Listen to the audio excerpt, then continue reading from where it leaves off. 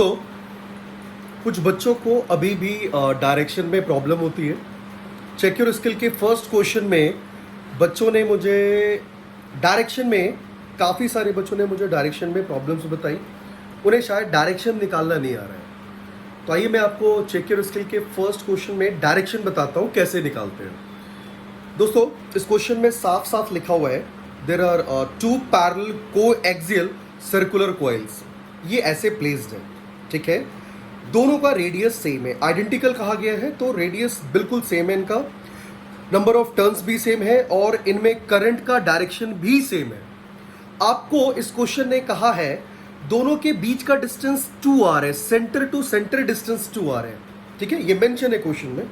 आप देख सकते हैं कॉइल को आपको ऐसे प्लेस करना है, ठीक है। दोनों में डायरेक्शन करंट का सेम आपको एज्यूम करना है और आपको सेंटर पे मैग्नेटिक फील्ड निकालनी है, सेंटर पे। अब आइए मैं आपको बताता हूं सेंटर पे मैग्नेटिक फील्ड कैसे निकालेंगे। चलिए मैं एक को रख देता हूं क्योंकि मुझे राइट हैंड कर्ल रूल करना है, ठीक है।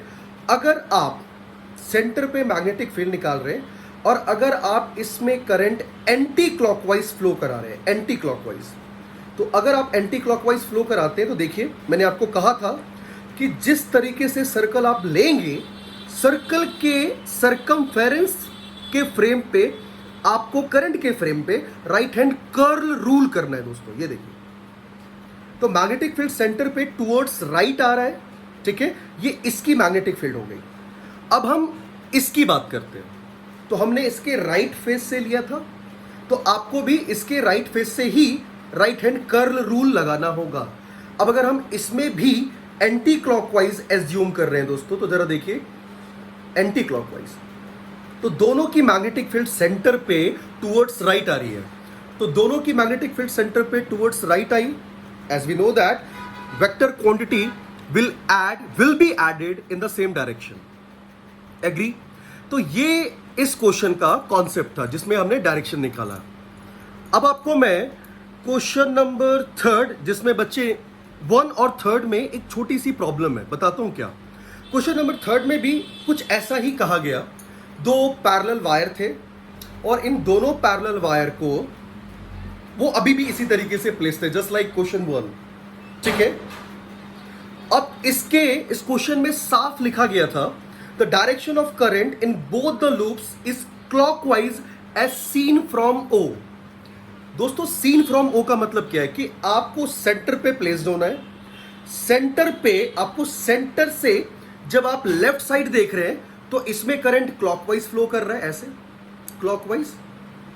और इसी सेंटर से जब आप राइट फेस को देख रहे हैं तो इसमें भी क्लॉकवाइज करंट फ्लो कर रहा है। ये मैं नहीं कह रहा हूं, ये क्वेश्चन कह रहा है, ठीक है।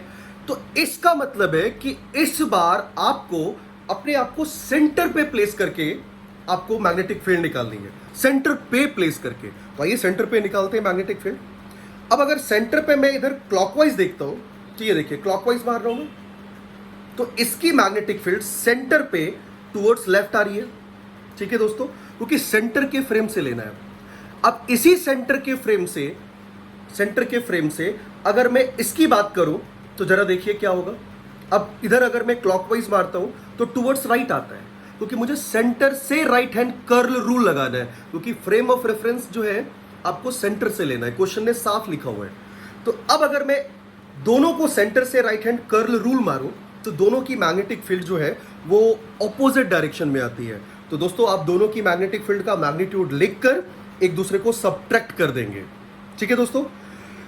बस सर्कल की अगर हम बात करें तो सर्कल में आपको दोस्तों मैंने पहले भी बता रखा है कि सर्कल हमारे पूरे कॉन्सेप्ट में दो ही तरीके से प्लेस्ड है, ईदर हॉरिजॉन्टल, इसे हॉरिजॉन्टली प्लेस कहते हैं, ये हॉरिजॉन्टल प्लेन होता है दोस्तों, या वर्टिकल है। वर्टिकल में आप ऐसे राइट हैंड कर्ल रूल करेंगे, हॉरिजॉन्टल में ऐसे करेंगे या ऐसे करेंगे, क्योंकि करंट दो ही तरह से फ्लो करेगा, क्लॉकवाइज और एंटी क्लॉकवाइज। अब एक और कॉन्सेप्ट के बारे में बात करते हैं हम लोग, जहां बच्चे काफ़ी परेशान दिखे मुझे।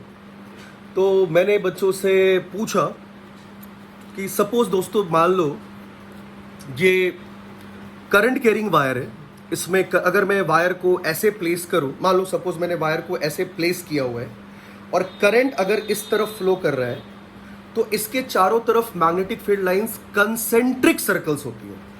ध्यान से सुनिएगा आप मेरी बात, कंसेंट्रिक सर्कल्स होती हैं इसके चारों तरफ, वायर के चारों तरफ। अब देखो दोस्तों, अब अगर मैं बात करूं यहां पे, अगर करंट सपोज इस तरफ है, सामने वायर के ऊपर, और वायर को आपने ऐसे प्लेस किया है, तो मैंने क्या बताया था दोस्तों, थंब के डायरेक्शन में करंट को प्लेस करो, सॉरी करंट के डायरेक्शन में थंब को प्लेस करो और इसे पकड़ लो।